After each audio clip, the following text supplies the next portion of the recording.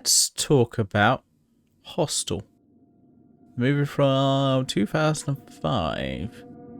I am not a big horror fan. In fact, I've barely seen any horror films.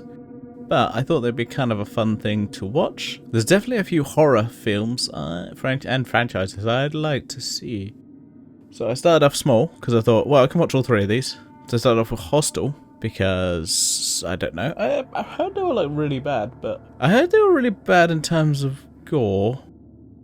I don't see anything to back that up, as far as I can see. They're not that bad so far. I've only watched two things so far, but we're only going to talk about the first one here. Next one will be next week. Hostel, the unseen. Oh yeah, I watched the unseen edition. I don't really look up what was different about this version. The problem with the disc, fuck all extras. I looked at the disc and was like, well, I guess there's nothing on here. It's literally just like, hey, do you want to know any extras? Nah. So the movie basically follows three guys who want to get their rocks off, as you do. Two of them are American. I can't remember what the other guy is. I can't remember. He's the other guy. It's fine. He gets killed off first because he's the foreign one. Classic. Yeah. So they basically go off. They go, we could go to Barcelona, but then they go, well, we end up in Czechoslovakia, Czech Republic, one of those places, somewhere Eastern European. Well, they basically like, ooh, it'd be a place where they all worship Americans. You're like, that's bullshit because no one worships Americans in any country. No one gives a shit. Let's be honest, that's how it is. But they go there anyway. Spoilers, so let's get a spoiler. Fuck it. Who cares? Two of them end up dying. One of them doesn't. The one guy. Let me backtrack. So the whole premise of the film is that you find out it's basically a murder house for the rich, which it is more expanded on in the second film. So we'll get to that. Later in that when I do that review. Yes, it's a murder house for the rich, and the locals kind of help out to try and get people into this murder house. They're terrible people, so they go there. Two of them end up dying. Oh no, very sad. Other people also in this hostel end up dying, because basically the hostel is a shitty place, because they basically go, hey, oh look, attractive ladies. Oh no, what's that? You're dead. Yeah.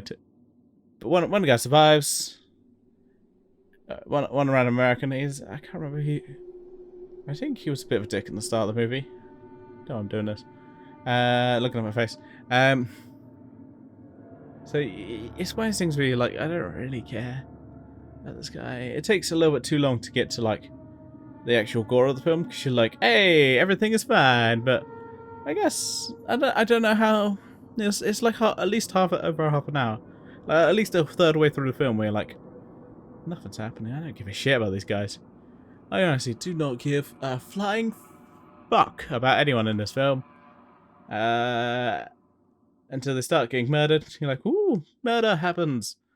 But I do like I like the film.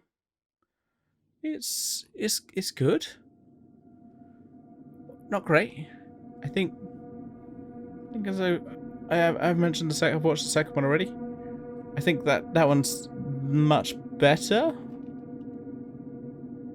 But I think that in theory it's much better because this one's already explained everything. Like this one's, it's definitely, you could tell it's kind of low budget in some ways. There's a lot of stuff that happened. There's a lot of titties because why not? Why not titties? Why not titties? That's what I always say. That's a Brett motto. Why not titties? But yeah, your main character survives, and at the end of the film, he ends up killing the guy who basically was going to try and kill him, and brought him into this murder hotel, murder building. Yeah. Is it worth watch? Yes, definitely. Like I said, it's good but not great. But I did enjoy it, and to be fair, it got me to see the second one. So it's definitely good in that regard. I enjoyed it in that way. I just It's kind of like...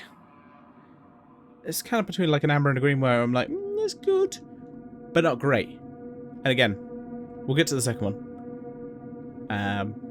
I'll talk about a bit more of that. I said, this disc, got fuck all extras. There's literally nothing. There isn't even like a trailer. At least some shit where they're like, hey, here's a trailer. There's a review of there. There's nothing other than different languages. That's it. You get some different languages. Different language options. Woohoo! Yeah, it's a different language. Woo. The goriest, sickest, bloodiest movie you'll ever see. Really? Really, Romeo? Really? I don't think that's right. Yeah, I wouldn't say the gore's that bad. There's definitely some gory moments in it. Trying to think. Yeah, I try to think how I'd rate it as a movie. It's worth a watch, and it's worth a watch if only to get to the second movie, which I love a lot more. We'll talk about that next week. Yeah. So go watch it if you haven't seen it. I'm starting to get a horror film, so I've bought a few other ones that we'll talk about at some point. I'd have to do the commentary for Hostel Part 3 and another random movie that I'm going to pair with it, because I don't want to do a stream with just one movie. So, go watch Hostel,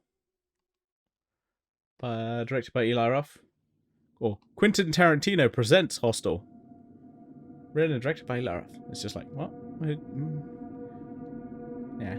I think it's just one of those things of just brand. It's like, you know what you're expecting with Quentin Tarantino. You're like, well, if Quentin Tarantino's put his name on it, it's probably a lot of blood. And he's like, oh yeah, there's a lot of blood. So, yeah, give it a watch. If only to set you up for the second movie. I say that's quintessentially what I'd say. Because you can't... I think this movie has to set up a lot of stuff to then go into the second movie. Again, I'll talk about that in the next video. So, I'll see you then.